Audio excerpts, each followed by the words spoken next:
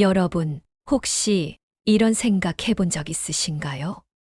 나는 왜 이렇게 착하게 살았는데도 늘 손해만 보는 걸까? 가만히 있었을 뿐인데 왜 괜히 나만 미운 사람이 되는 걸까? 나이가 들면 사람 마음이 더 단단해질 줄 알았는데 오히려 더 상처받기 쉽습니다. 그럴 때 문득 떠오르는 말이 있습니다. 정약용의 한 문장. 나이 들수록 영악한 능구렁이가 되어야 말려니 편안하다. 처음 들으면 조금 뜨악하지요. 하지만 오늘 저는 이 문장이 담고 있는 진짜 의미를 이야기해 드리려고 합니다. 안녕하세요. 삶의 후반전을 지혜롭게 살아가는 채널 지혜담입니다. 본격적으로 시작하기 전에 구독과 좋아요로 응원해 주시면 큰 힘이 됩니다. 여러분의 한 번의 클릭이 더 깊고 따뜻한 영상을 만드는데 큰 도움이 됩니다. 이제 시작해 볼까요? 오늘 주제는 다소 자극적으로 들릴 수 있지만 그 안에 담긴 지혜는 우리 노년의 마음을 지켜 줄 굉장히 중요한 통찰입니다. 정약용이 말한 영악함은 교활함이 아닙니다. 남을 속이고 남을 이용하는 능력이 아닙니다. 그건 어디까지나 마음을 지키는 거리두기. 세상을 꿰뚫되 휘둘리지 않는 절제를 뜻합니다. 젊을 땐 우리가 진심으로 다가가면 대체로 진심이 돌아옵니다. 의리를 지키면 의리가 돌아오고요. 하지만 나이가 들수록 관계의 구조도 사람의 마음도 달라집니다. 진심을 다했는데 더 깊은 상처만 돌아오는 순간들이 생깁니다. 사실 나이가 들수록 사람이 착해서 손해보는 게 아니라 내가 준 만큼 돌아오기를 바라던 마음이 더 큰 상처가 되어 돌아오는 겁니다.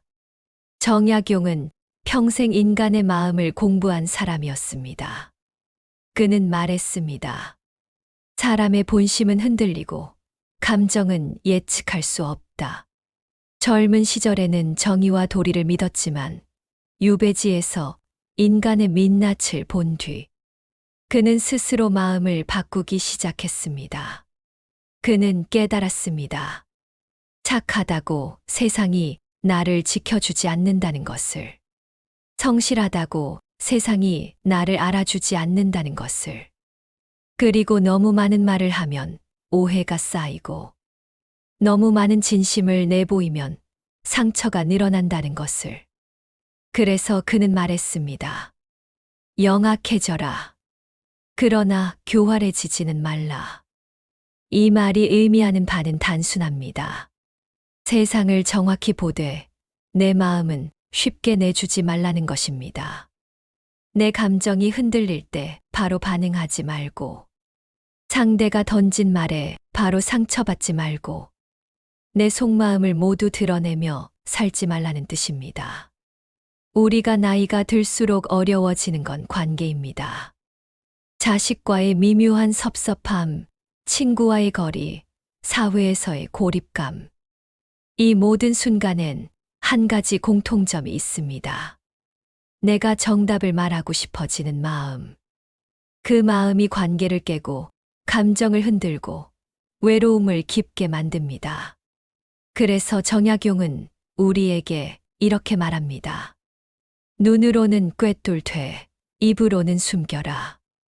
이 말은 우리가 흔히 알고 있는 침묵의 미덕이 아닙니다. 그건 감정의 속도를 늦추는 기술, 말의 온도를 조절하는 지혜, 상대의 의도를 읽고도 흔들리지 않는 마음의 중심을 말합니다. 나이가 들수록 말보다 간격이 중요해집니다. 말보다 시선이 중요합니다. 그리고 말보다 중요한 건 내 마음의 주권을 지키는 일입니다. 이제부터 정약용의 통찰을 통해 노년의 인간관계를 지키는 마음의 기술, 상처받지 않으면서 살아가는 절제의 기술, 그리고 세상을 꿰뚫되 휘둘리지 않는 영악한 지혜에 대해 차근차근 깊이 있게 이야기해 드리겠습니다. 오늘 영상은 단순한 인생 조언이 아닙니다. 말년의 평안을 지키기 위한 실전적인 마음의 방어 기술입니다. 듣다 보면 내 마음이 왜 이렇게 힘들었는지, 왜 나는 항상 억울했던 건지, 그 이유가 또렷하게 보이실 겁니다. 영악하라. 그러나 따뜻하라. 감추듯 미워하지 말라. 이 문장은 오늘 대본의 마지막까지 흐르는 핵심 메시지가 될 것입니다. 여러분, 이제 본론으로 들어가 보겠습니다. 우리가 평생 품고 살아온 의문 중 하나가 있습니다. 왜 착하게 살면 더 힘들어질까? 왜 진심으로 대해준 사람이 오히려 나를 더 어렵게 만들까? 정약용은 이 질문에 대해 아주 명확한 답을 남겼습니다. 그는 이렇게 말했습니다. 사람은 언제나 자신의 이해와 감정에 따라 움직이며 의리는 뒤로 밀린다. 듣고 나면 허무하지만 세상을 살아낸 사람이라면 누구나 고개를 끄덕이게 되는 말입니다. 착한 사람이 손해를 보는 이유는 착하기 때문이 아닙니다. 진심을 줬기 때문도 아닙니다. 문제는 우리가 내 마음과 상대 마음이 같을 것이라고 착각하는 데 있습니다. 젊을 땐 이 착각이 크게 문제되지 않습니다. 새로운 관계가 많고 상처받아도 금방 회복할 힘이 있으니까요. 하지만 나이가 들면 이야기가 달라집니다. 관계는 줄어들고 마음은 예민해지고 상처받은 적이 많아져서 더 민감해집니다. 무엇보다 이 나이에는 우리가 누군가에게 너무 마음을 주는 순간 그만큼 돌려받지 못하면 상처의 크기가 배가 됩니다. 바로 이 지점에서 착한 사람의 불행이 시작됩니다. 정약용은 젊은 시절 의리를 믿은 사람이었습니다. 누군가에게 마음을 내어주면 당연히 그만큼 돌아올 거라 믿었지요. 하지만 정치적 풍랑 속에서 그런 믿음은 산산이 깨졌습니다. 그가 유배지에서 적은 글을 보면 인간의 본심을 뼈저리게 깨달은 흔적이 남아 있습니다. 그는 이렇게 적었습니다. 사람의 혀는 언제나 달라지고 마음은 수시로 변한다. 정약용이 보고 있던 인간의 모습은 교활함이 아니라 흔들림이었습니다. 사람은 환경에 흔들리고 감정에 흔들리고 자신의 이익에 흔들릴 수밖에 없는 존재라는 뜻입니다. 그러므로 정약용은 말년에 이렇게 말합니다. 착하면 손해를 보는 것이 아니라 너무 쉽게 믿기에 손해를 보는 것이다. 그는 착한 사람이 되지 말라고 말한 적이 없습니다. 오히려 착함의 가치를 누구보다 높게 여긴 사람입니다. 하지만 착함을 그대로 드러내며 살면 세상의 바람에 그대로 노출되어 삶이 흔들린다는 것을 누구보다 잘 알고 있었습니다. 우리가 노년에 겪는 억울함의 대부분은 내가 준 만큼 돌아와야 한다는 기대가 깨질 때 생깁니다. 특히 자식에게, 형제에게, 가까운 지인에게 느끼는 섭섭함이 대표적이지요. 하지만 이 섭섭함을 깊이 들여다보면 상대가 나쁘기 때문이 아니라 내 마음이 너무 많이 노출되어 있었기 때문입니다. 정약용은 그래서 이렇게 말합니다. 마음을 다 내어주는 것은 어리석은 일이다. 이 말은 차갑게 살라는 뜻이 아닙니다. 마음을 잘 다스려서 상대의 감정과 내 감정을 구분할 줄 아는 지혜를 가지라는 뜻입니다. 노년의 가장 흔한 마음의 상처는 나는 아무 말도 안 했는데 상대가 나를 오해하는 순간에서 옵니다. 왜 그럴까요? 바로 우리가 너무 쉽게 드러나는 방식으로 살아왔기 때문입니다. 감정이 상하면 바로 말이 튀어나오고, 슬프면 바로 표정으로 드러나고, 섭섭하면 바로 행동으로 드러납니다. 착한 사람들은 성격이 나빠서 손해보는 게 아닙니다. 너무 투명해서 손해를 보는 겁니다. 모든 게 보여서 상대가 쉽게 판단할 수 있고 쉽게 이용할 여지를 주기 때문입니다. 정약용은 이 지점을 정확히 꿰뚫었습니다. 그는 말합니다. 사람의 말은 흐르는 물과 같고 마음은 흔들리는 바람과 같다. 그러니 말에 흔들리지 말아야 하고 상대의 감정에 휘둘리지 말아야 합니다. 특히 노년에는 더더욱 그렇습니다. 우리가 지혜롭게 말년을 살기 위해서는 착하게 사는 것보다 더 중요한 것이 있습니다. 착하게 살되 마음의 거리를 유지하는 것.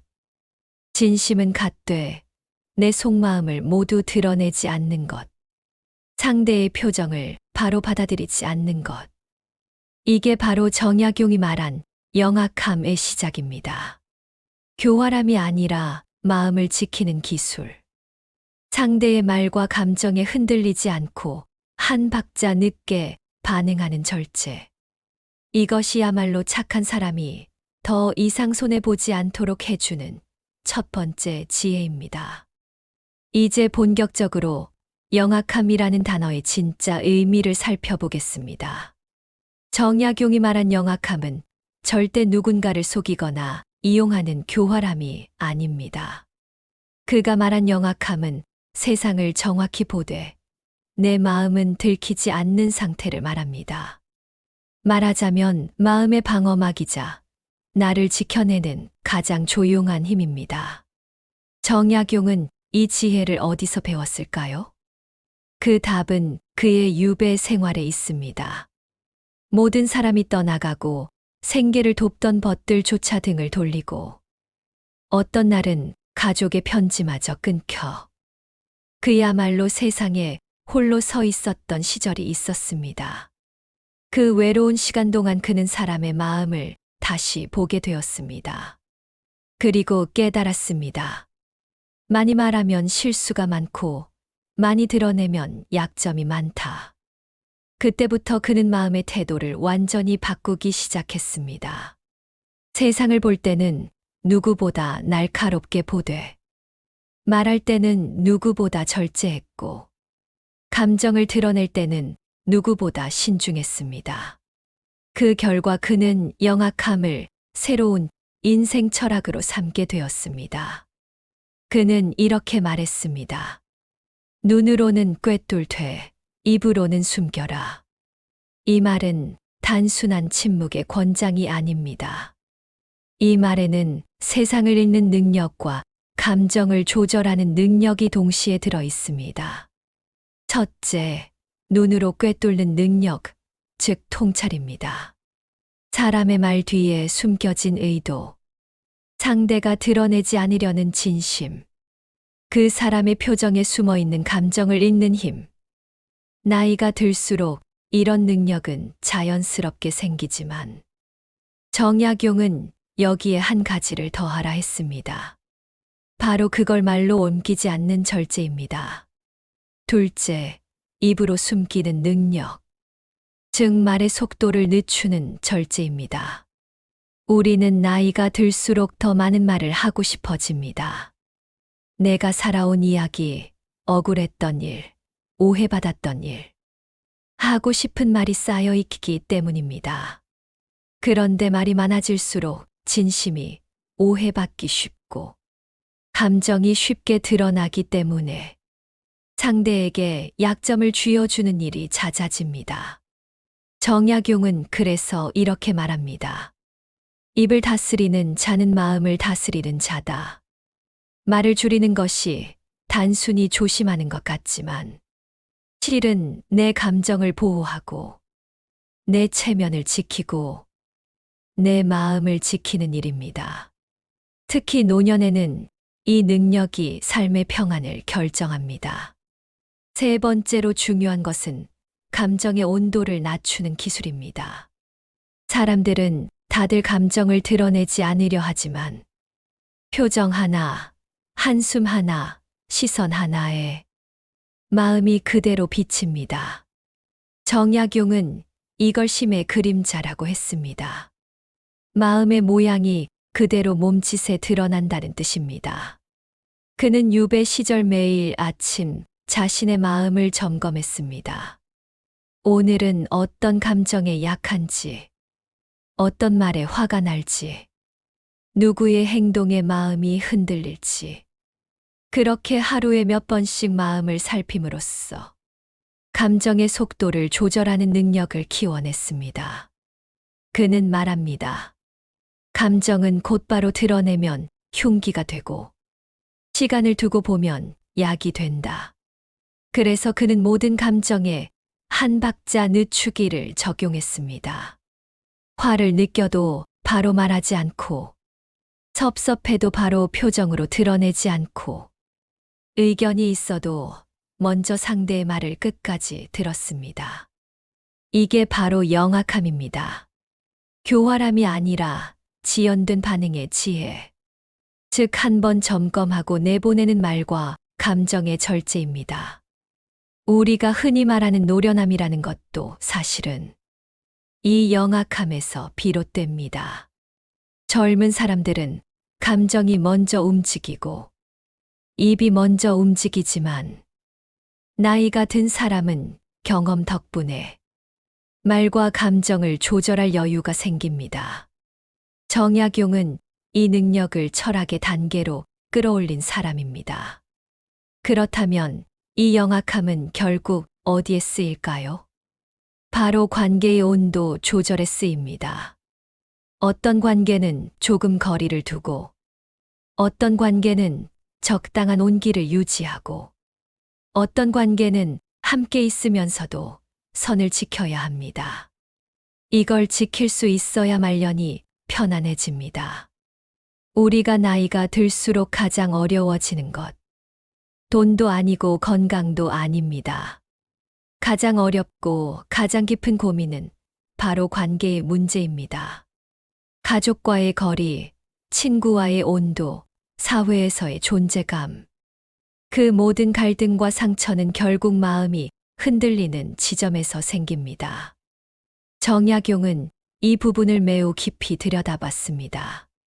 그는 관계에서 가장 중요한 것이 말이나 정답이 아니라 온도 조절이라고 말했습니다. 그는 이렇게 표현했습니다. 가까운 이에게는 한 걸음 물러서고 멀어지는 이에게는 한 걸음 다가서라. 이 말은 단순한 처세가 아닙니다. 노년의 평안을 지켜내는 아주 중요한 원리입니다. 먼저 부모와 자식 관계를 생각해 봅시다. 이 관계는 평생 가깝지만 나이가 들면 어느 순간부터 방향이 바뀝니다. 부모가 자식을 돌보던 관계가 자식이 부모를 챙기는 관계로 바뀌지요. 바로 이 과정에서 많은 상처와 오해가 생깁니다. 시청자 여러분도 아마 이런 경험 있으실 겁니다. 애한테 서운한 얘기를 했다가 몇 주 동안 연락이 끊겼다. 걱정돼서 한 말인데 잔소리로 들렸다고 서운해한다. 도와주려고 했는데 간섭한다고 오해받았다. 왜 이런 일이 생길까요? 정약용은 인간관계를 기대의 균형이라고 표현했습니다. 부모와 자식은 기대가 가장 많은 관계입니다. 그래서 기대가 어긋나면 상처가 가장 깊게 남습니다. 여기에 필요한 것이 바로 영악함, 즉 마음의 거리두기입니다. 자식에게 할 말이 있을 때 바로 말하지 않는 것, 섭섭함이 생겨도 당장 표현하지 않는 것, 도와달라고 요청하지 않는 대신 스스로 해결할 방법을 먼저 생각해 보는 것. 이게 자식과의 관계에서 평안을 지켜주는 가장 현실적인 지혜입니다. 정약용은 말했습니다. 가까운 이에게 조급하면 사랑이 상한다. 관계가 가깝다고 해서 마음을 즉시 표현하는 것이 답이 아닙니다. 노년의 지혜는 말을 늦추고 감정을 낮추는 데서 시작됩니다. 다음은 친구 관계입니다. 나이가 들수록 새로운 친구는 잘생기지 않고 오래된 친구는 서로의 인생이 달라져 예전처럼 가깝게 지내기 어려워집니다. 이때 중요한 건 친구를 붙잡는 것보다 관계를 적당한 온도로 유지하는 것입니다. 정약용은 친구 관계를 이렇게 설명했습니다. 벗이 많으면 마음이 산란하고 벗이 적으면 마음이 고요하다. 친구를 끊으라는 뜻이 아닙니다. 마음이 시끄럽지 않은 거리에서 천천히 오래 가라는 뜻입니다. 예전엔 하루하루 연락을 주고받던 친구도 이젠 한 달에 한 번 안부 묻는 정도가 오히려 편안한 거리일 때가 있습니다. 이런 거리를 인정하고 받아들이는 것이 관계의 온도 조절입니다. 세 번째는 사회적 관계, 즉 이웃, 동년배 모임, 종교 모임, 동창회 같은 곳에서의 관계입니다. 이곳에서는 특히 영악함이 필요합니다.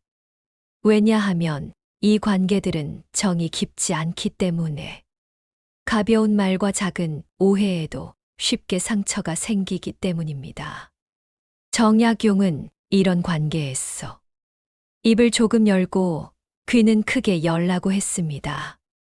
왜냐하면 말은 갈등을 만들고 경청은 거리를 지켜주기 때문입니다.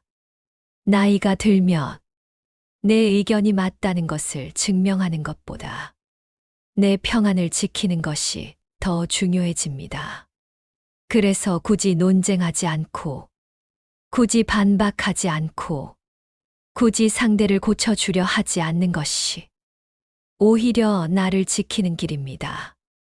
정약용은 의견을 말하려는 순간 고통이 따라온다고 했습니다. 내 말이 상대의 마음에 닿지 않는다면 그 말은 오히려 나를 피곤하게 만들기 때문입니다. 그래서 필요한 것이 감정의 거리, 말의 거리, 기대의 거리입니다. 이 세 가지 거리를 유지할 때 관계는 부드러워지고 마음은 한결 평온해집니다. 여러분, 영악함은 차가움이 아닙니다. 교활함은 더더욱 아닙니다. 영악함은 나를 지키기 위한 온도 조절, 즉 관계의 적정 거리를 찾는 기술입니다. 이제 관계보다 더 깊고 더 다루기 어려운 영역으로 들어가 보겠습니다. 바로 감정입니다. 사실 우리가 나이가 들수록 힘든 이유의 절반은 사람 때문이 아니라 내 마음 때문입니다. 그리고 이 감정을 다스리는 능력이 바로 정약용이 말한 영악함의 핵심입니다. 정약용은 감정을 독이라고 부르지 않았습니다. 대신 그는 이렇게 말했습니다. 감정은 흐르면 맑아지고 가두면 탁해진다. 이 말에는 아주 깊은 뜻이 있습니다. 감정이 올라오는 순간 즉시 반응하면 그 감정은 독이 되고 감정을 한번 가라앉힌 뒤에 바라보면 그 감정은 지혜가 된다는 뜻입니다. 여러분도 이런 경험 있으실 겁니다. 화를 바로 표현했을 때 더 후회가 커졌던 날. 서운함을 바로 말했을 때 관계가 더 멀어진 날. 억울함을 바로 쏟아냈는데 상대는 아무렇지 않아. 오히려 내가 더 초라해졌던 순간들. 왜 그럴까요? 정약용은 이렇게 설명했습니다. 마음의 파동은 금세 가라앉는데 말은 한 번 나가면 돌아오지 않는다. 감정은 사실 오래 가지 않습니다. 몇 분만 지나도 가라앉는데 우리는 그 몇 분을 기다리지 못하고 감정의 파동에 몸을 실어버립니다. 바로 이때 평생의 상처가 만들어지는 것입니다. 정약용은 유배지에서 감정의 속도를 다루는 법을 배웠습니다. 그는 매일 아침 이렇게 자신에게 적었습니다. 오늘은 내 마음의 온도를 낮추겠다. 이 짧은 문장을 적는 것만으로도 감정의 방향을 스스로 잡기 시작한 것입니다. 그가 실제로 어떻게 했는지 들어보겠습니다. 첫째, 감정이 올라올 때 즉시 반응하지 않는다. 그는 말했습니다. 분노는 잠시 내 곁에 머물러 있다가 돌아가는 손님이다. 이 말은 화가 올라올 때 그 화를 손님처럼 대하라는 뜻입니다. 문을 열고 바로 밀어내지도 말고, 들어오라고 끌어안지도 말고, 그저 잠시 바라보라는 뜻입니다. 그렇게 하는 순간, 감정은 내 몸을 지나가고, 상처가 되지 않습니다. 둘째, 감정이 올라오면 말의 양을 줄인다. 우리는 마음이 불편하면 말이 많아집니다. 서운하면 서운한 이유를 길게 설명하고 싶고, 억울하면 억울했던 일을 끝까지 말하고 싶습니다. 하지만 이 말들은 대부분 상대에게 닿지 않습니다. 왜냐하면 감정이 실린 말은 상대가 이해하는 것이 아니라 상대가 방어하는 방식으로 들리기 때문입니다. 정약용은 이렇게 말했습니다. 말은 마음을 드러내고 침묵은 마음을 보호한다. 그는 감정이 올라오면 일부러 말을 줄였습니다. 그 침묵이 자신을 지키는 가장 강한 방패라는 것을 정확히 알고 있었기 때문입니다. 셋째, 감정의 방향을 바꾸는 기술. 우리가 경험하는 대부분의 갈등은 상대 때문이 아닙니다. 그 갈등이 일어나는 내 마음의 반응 때문입니다. 정약용은 하루에 몇 번씩 자신의 감정에 질문했습니다. 내가 지금 느끼는 것은 사실인가? 내가 지금 오해한 것은 아닌가? 이 감정을 말하면 후회하지 않을까? 이 질문들이 그의 감정을 천천히 가라앉혔고 그의 말과 행동에 일관성을 만들어 주었습니다. 넷째, 감정에서 한 발 떨어진 관찰자의 시선을 가지는 것. 정약용은 감정을 나라고 생각하지 않았습니다. 감정은 나와 함께 있지만 감정이 나의 주인이 되는 것을 허락하지 않았습니다. 그는 감정을 이렇게 표현했습니다. 감정은 부는 바람과 같고 마음은 그 바람을 맞는 방과 같다. 바람이 흔들리는 것은 자연스러운 일입니다. 하지만 방은 흔들리지 않지요. 그는 자신의 마음을 방처럼 다루며 감정의 바람이 지나가도록 기다렸습니다. 다섯째, 감정이 사라진 뒤에 말하는 습관입니다. 정약용은 단 한 번도 감정이 뜨거운 상태에서 말을 하지 않았다고 합니다.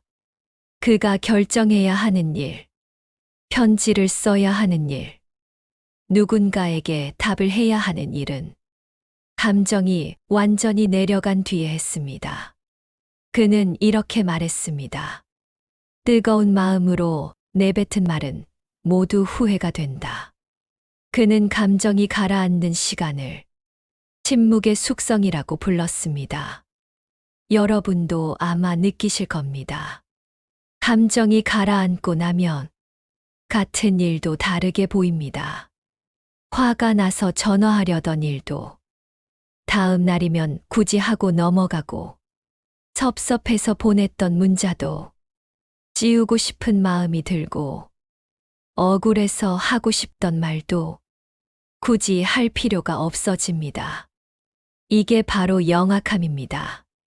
교활함이 아니라 마음을 먼저 살피고 감정을 해독한 뒤에 반응하는 능력. 이 능력이 있는 사람은 노년의 삶이 훨씬 평안합니다.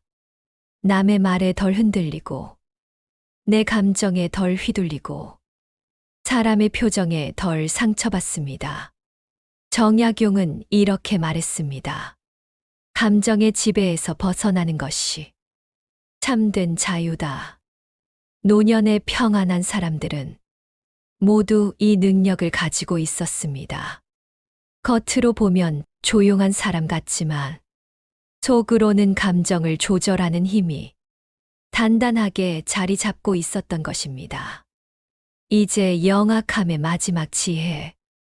정약용이 생애 말년에 도달한 가장 깊은 통찰인 침묵의 품격에 대해 이야기해 보겠습니다. 우리는 흔히 말합니다. 말을 해야 알아요. 내가 말을 안 하면 오해만 생겨요. 하지만 나이가 들수록 깨닫게 됩니다. 말을 많이 해서 해결되는 일보다 말을 줄여야 해결되는 일이 훨씬 많다는 것을요. 정약용은 침묵을 단순한 조용함으로 보지 않았습니다. 그는 침묵을 지혜가 쌓인 마음의 상태, 말보다 더 강력한 메시지, 상대에게 공간을 주는 배려의 기술, 이라고 보았습니다. 그는 이렇게 말했습니다. 침묵은 말의 끝이 아니라 마음의 시작이다. 이 말은 직설적이면서도 매우 따뜻합니다. 말을 하지 않는 것이 무섭고 차갑고 거리두기가 아니라는 뜻입니다. 오히려 침묵은 나를 지키고 상대를 존중하고 관계를 더 오래 가게 하는 가장 품격 있는 방식이라는 뜻입니다. 여러분도 아마 이런 순간을 겪어본 적이 있으실 겁니다. 친구와 말다툼을 하다가도 내가 더 말하지 않고 한 걸음 물러났을 때 상대가 먼저 미안하다고 연락해온 경험. 자식에게 잔소리하고 싶었지만 꾹 참았더니 며칠 뒤 엄마, 아빠 괜찮아 하고 먼저 연락해온 경험. 부부 사이에서도 내 감정을 바로 내뱉지 않고 조용히 마음을 정리한 뒤에 말을 꺼냈더니 오히려 대화가 부드럽게 흘렀던 경험. 이런 순간이 왜 가능할까요? 정약용은 그 답을 이렇게 말했습니다. 침묵은 상대가 스스로 진실에 이르게 한다. 이 말의 핵심은 바로 이것입니다. 침묵은 상대를 움직이게 합니다. 말은 상대 마음을 밀어붙이지만 침묵은 상대 마음을 끌어당깁니다. 이 차이가 바로 지혜입니다. 노년의 인간관계에서 가장 큰 문제는 말이 많아서 생기는 것이 아닙니다. 말 뒤에 숨겨진 감정이 상대에게 상처로 전달되기 때문입니다. 그래서 침묵은 감정을 정리하는 시간을 주고 상대에게 생각할 여유를 주며 서로의 마음이 부딪히지 않도록 완충 역할을 합니다. 정약용은 또 이렇게 말했습니다. 말하지 않음은 냉정이 아니라 너그러움이다. 우리는 종종 침묵을 차가움으로 오해하지만 그에게 침묵은 오히려 깊은 이해에서 나온 행동이었습니다. 상대를 이해하되 상대로 인해 흔들리지 않는 마음. 그 마음이 침묵을 통해 더 단단해지는 것입니다. 침묵의 품격을 갖춘 사람들에게는 특징이 하나 있습니다. 말하지 않아도 주변 사람들이 그 사람의 마음을 압니다. 그 사람이 화났을 때, 속상했을 때, 뭔가 불편한 일이 있을 때, 굳이 말로 표현하지 않아도 이미 분위기로 전해집니다. 왜냐하면 그 사람의 침묵에는 감정이 아니라 품위가 담겨 있기 때문입니다. 정약용의 침묵도 바로 그랬습니다. 그의 글을 읽어보면 불만, 억울함, 분노 같은 감정이 거의 등장하지 않습니다. 하지만 그 침묵 속에서 그가 어떤 고통을 겪었는지, 어떤 배신을 당했는지, 어떤 속상함을 견뎠는지 조용히 느껴집니다. 이게 바로 침묵의 힘입니다. 그는 마지막에 이렇게 적었습니다. 말로 이기는 사람은 당일에 이기고 침묵으로 이기는 사람은 평생을 지킨다. 이 문장은 우리 노년이 반드시 기억해야 할 말입니다. 말의 승부는 잠깐이지만 침묵의 승부는 오래 갑니다. 왜냐하면 말은 격한 마음에서 나오지만 침묵은 정돈된 마음에서 나오기 때문입니다. 노년의 평화는 말을 얼마나 잘하느냐가 아니라 침묵을 언제 선택할 수 있느냐에 달려 있습니다. 내 자존심을 지키기 위해서가 아니라 내 호흡을 지키기 위해, 상대를 이기기 위해서가 아니라 내 마음을 지키기 위해, 이 침묵의 선택이 말년을 지켜주는 지혜가 됩니다. 여러분, 영악함의 마지막 단계는 결국 말을 잘하는 사람이 되는 것이 아닙니다. 말을 아끼는 사람이 되는 것입니다. 필요한 말은 단단하게, 불필요한 말은 조용하게 흘려보내는 것. 이 능력이 쌓일 때 관계는 자연스럽게 편안해지고 마음은 흔들리지 않고 삶은 훨씬 부드러워집니다. 이제 오늘 이야기를 마무리해 보겠습니다. 우리는 평생을 착하게 살려고 노력했습니다. 말 한마디라도 남에게 상처 줄까 조심했고, 혹시나 누가 나를 미워할까봐 늘 먼저 배려했고, 참고 양보했습니다. 그런데 돌아보면 이 착함이 오히려 나를 더 힘들게 했던 순간이 많았습니다. 정약용이 남긴 말. 나이 들수록 영악한 능구렁이가 되어야 말년이 편안하다. 이 말이 왜 노년의 인생을 흔드는 큰 울림이 될까요? 그것은 우리가 평생 배워오지 못한 마음의 기술, 감정의 절제, 관계의 거리두기, 침묵의 품격을 이 한 문장이 모두 담고 있기 때문입니다. 정약용이 말한 영악함은 남을 속이거나 남을 이용하거나 이기적으로 살라는 말이 아닙니다. 그가 말한 영악함은 세상을 정확히 보되 흔들리지 않는 마음의 태도입니다. 오늘 우리가 함께 나눈 내용을 마지막으로 정리해 보겠습니다. 첫째, 착한 사람이 손해보는 것이 아니라 너무 쉽게 마음을 내주기 때문에 상처받는다. 우리가 억울했던 이유는 착함 때문이 아니라 기대가 너무 컸기 때문입니다. 이제는 마음을 조금 감추고 말을 천천히 골라 내보내며 기대보다 나를 먼저 돌보는 지혜가 필요합니다. 둘째, 세상을 꿰뚫되 입으로는 숨기는 절제. 상대의 말 뒤에 있는 의도를 읽고 표정 속에 숨겨진 마음을 볼 수 있어도 그걸 모두 말로 꺼낼 필요는 없습니다. 말은 상처를 만들지만 절제는 나를 지켜줍니다. 셋째, 관계의 온도를 유지하는 거리두기. 부모와 자식, 친구, 이웃, 모든 관계는 조금씩의 거리가 있어야 오래 갑니다. 기대를 낮추고 감정을 바로 내보이지 않고 함께하되 붙잡지 않는 관계. 이 관계가 말년을 편안하게 만듭니다. 넷째, 감정의 해독 능력. 감정은 즉시 반응하면 독이 되고 시간을 두면 지혜가 됩니다. 정약용이 하루에도 몇 번씩 자신의 마음을 조율하며 살아냈듯 우리도 이제는 감정의 속도를 늦추는 연습이 필요합니다. 말하기 전에 한 번 숨을 고르고 화가 올라왔을 때 잠시 자리를 벗어나고 억울함을 느껴도 하루 정도 묵히는 것. 이것만으로도 삶이 훨씬 가벼워집니다. 다섯째, 침묵의 품격. 말하지 않아도 잘 전달되는 마음이 있습니다. 말을 줄이면 오해가 줄고 침묵을 선택하면 마음이 단단해집니다.